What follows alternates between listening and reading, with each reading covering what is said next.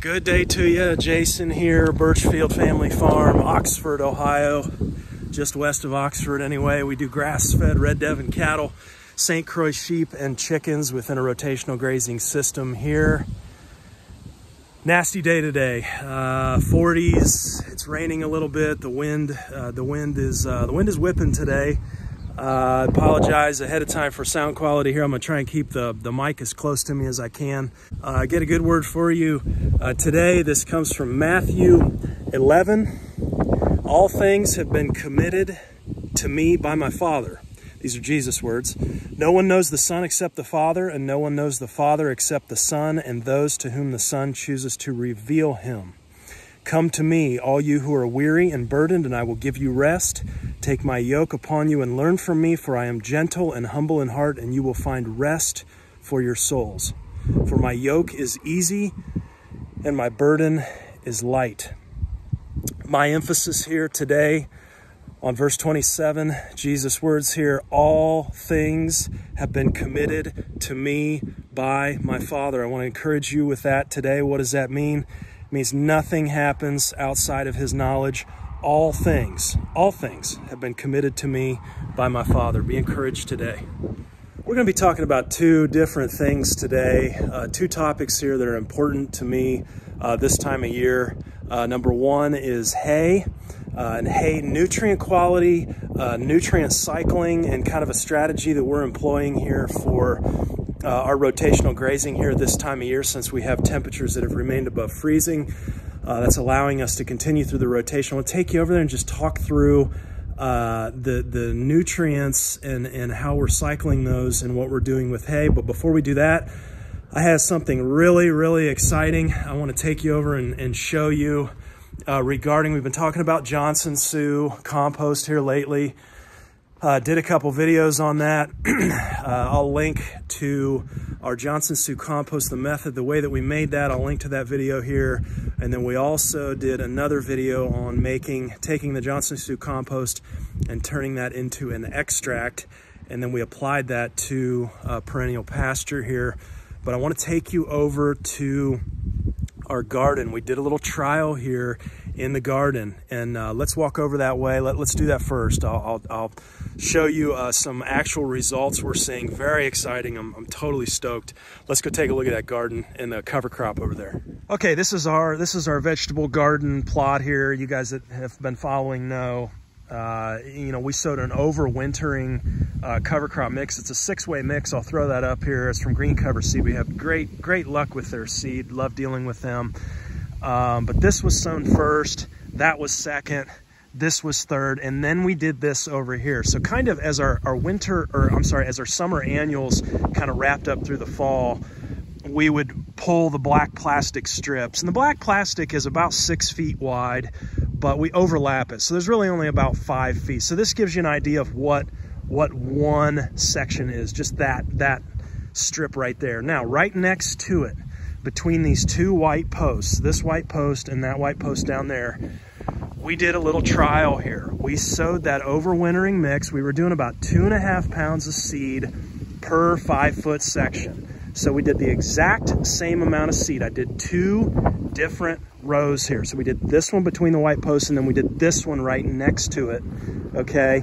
And what we did is we trialed that Johnson Sioux extract, okay? And I mixed up 2 pounds of the Johnson Sioux compost and just paddle mixed it into about 20 gallons of water. And that's the rate that you would put down on, they say, about 1 acre of seed. Now, I just put the whole thing down on this strip only, that 5-foot wide strip. And then I did, all the parameters have been kept the same. I did the same amount of water, just no Johnson Sioux extract. So it's 20 gallons of extract, and then I put 20 gallons of straight water. So we couldn't say that, well, this side had more moisture. No, both had the same, put the same spent hay covering down. Anytime they were watered, it was exactly the same. Everything has been kept the same. Now, what's super interesting, and I don't even know if this shows up on camera or not, but with the naked eye here, you can totally see a difference in this section. It's It's higher, there's more growth, there's more sprouts, you know, and when you compare it to this section right now, I don't even know if this is showing up on camera. Can you see that? Can you see that growth? And look at the line. I mean, you can see the line. This is just blowing me away, you guys. I'm so excited about this. You know, there's such a tendency when you're putting this stuff down. It's like, oh, you know, this is going to do nothing. You know, you have those doubts, and I'm just wasting my time. No, look at this. So I thought, you know, well, I really need to quantify this. I mean, okay. I mean, yeah, I'm asking, you know, my son and my wife, can you see that? And they're like, yeah, there's a definite difference. It's early on. You know, we sowed this about a month ago, beginning of November. We've had very cold temperatures, and I thought, you know, I really need to quantify this. So I came out and I did 7 random samples on this side and 7 random samples on this side over here.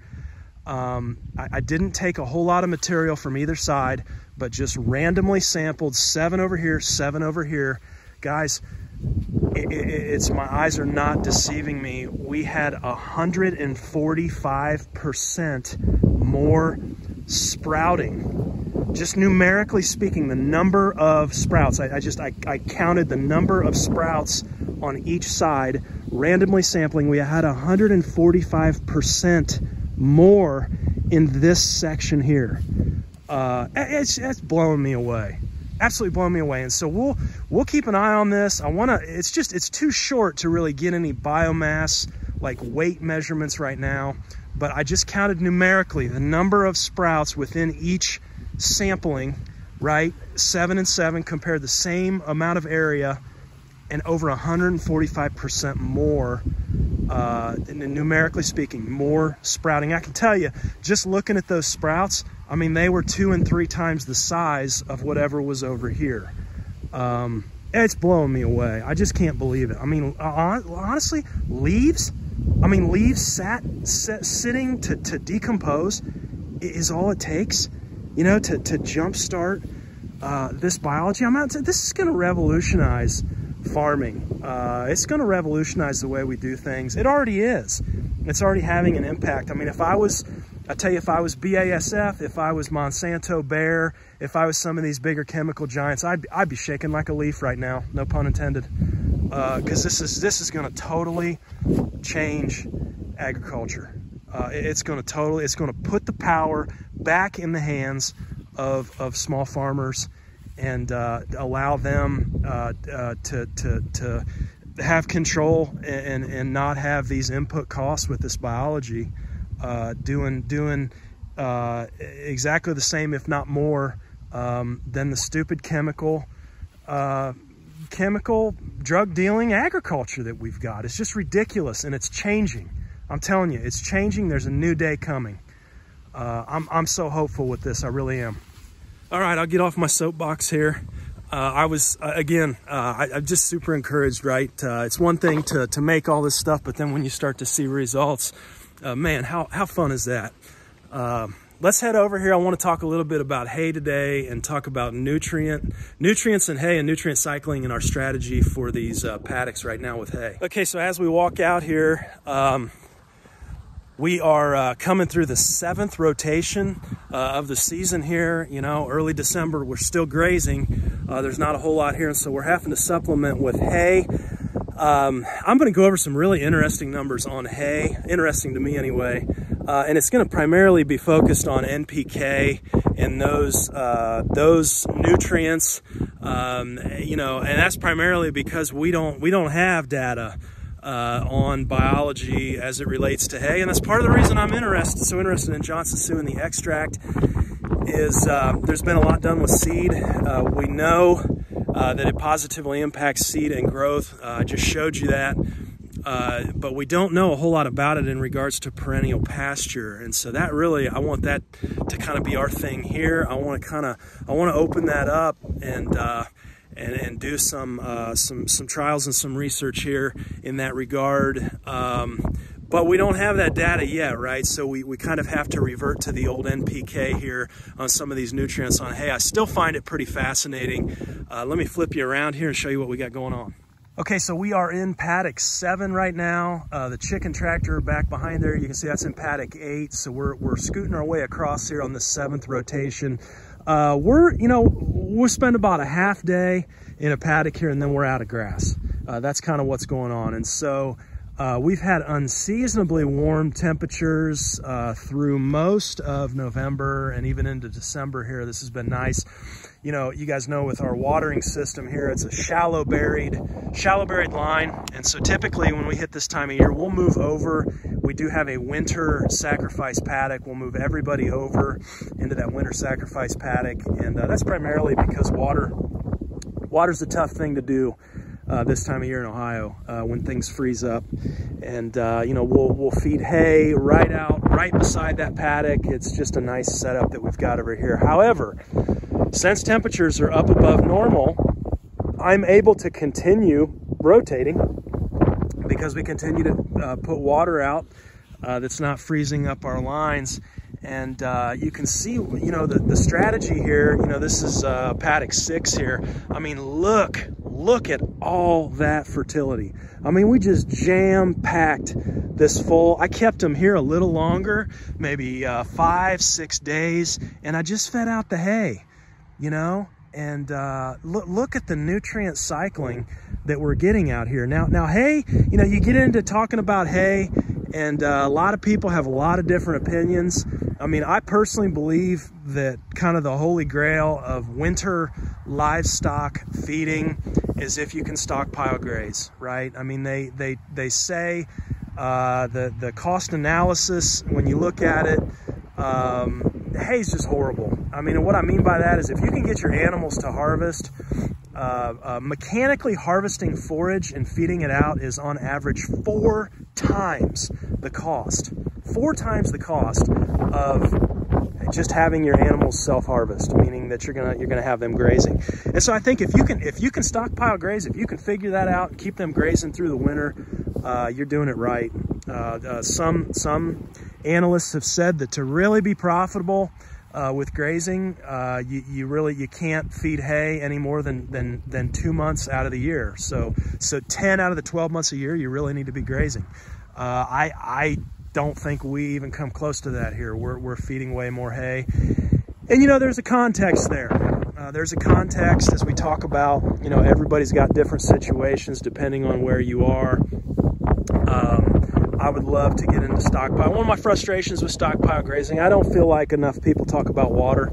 And you know, you hear the guys in Canada, oh, you know, well, they just eat the snow. You know, the animals just eat the snow as they stockpile. I don't even put out water. Well, that's great. Problem here, you know, most of our winter is not snowy.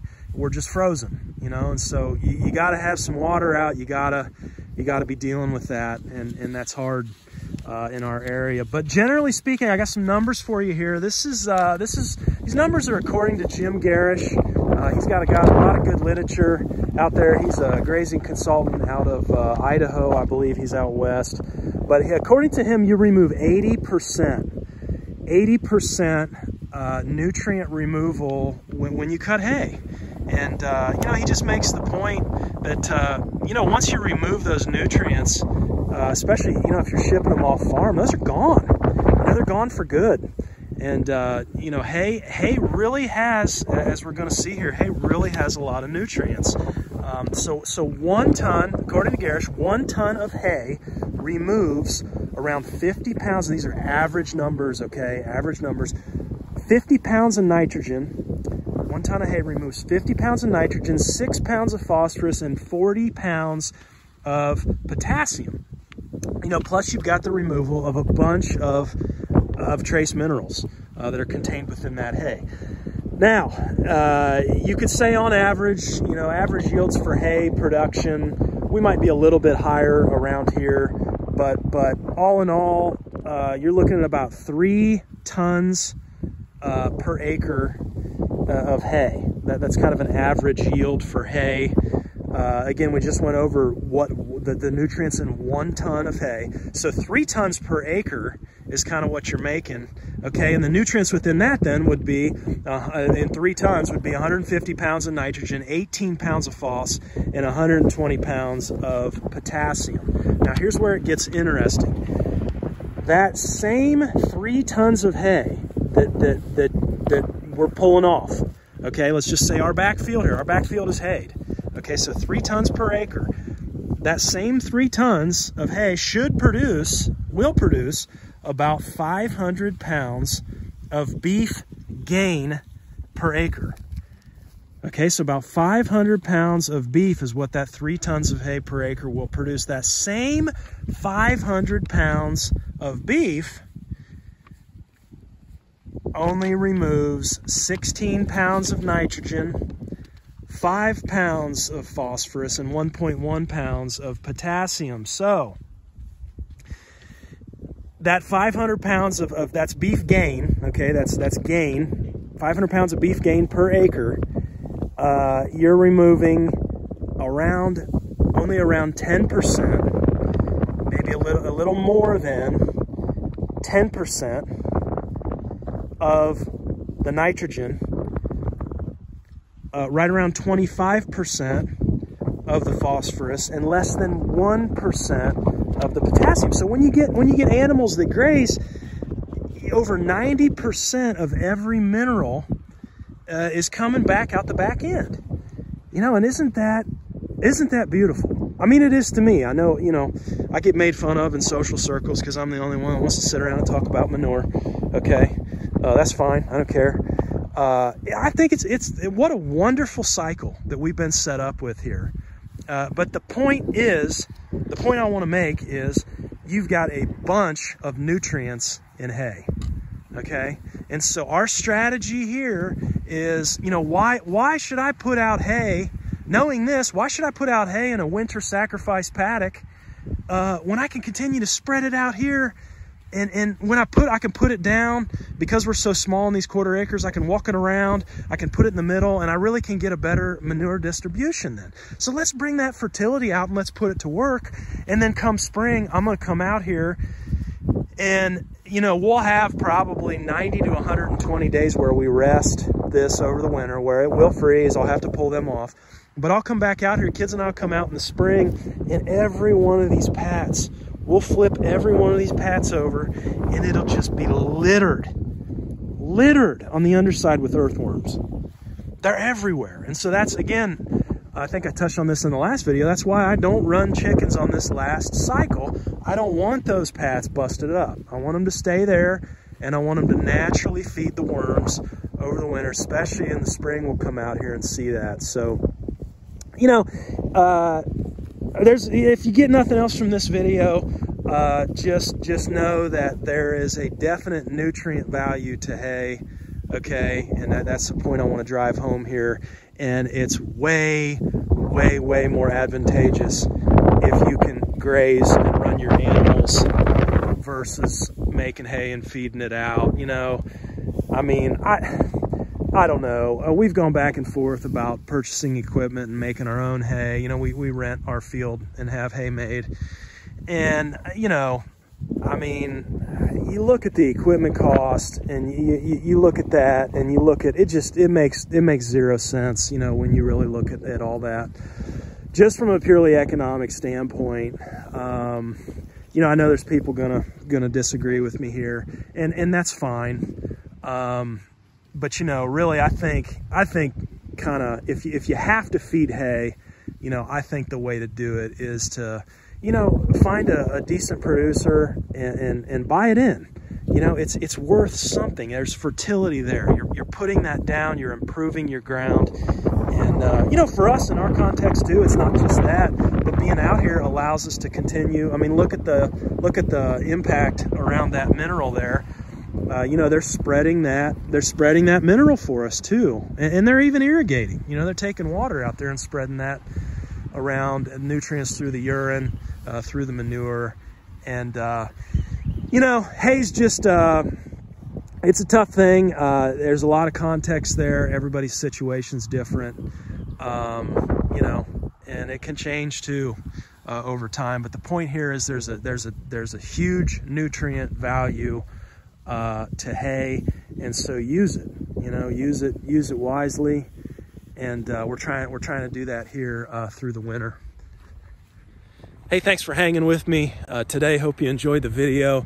Give us a comment. You know, let us know where you're from. Love it when you guys reach out to me. Nick in Arizona sent me an article this week on fungi improving soils by 40%, I think it was. Ron out in Minnesota sending me the article on the neonicotinoids and the stupid idiots at the pesticide or fertilizer companies, I don't even know, killing the bees. Yeah, we know it. But there's hope. There's hope.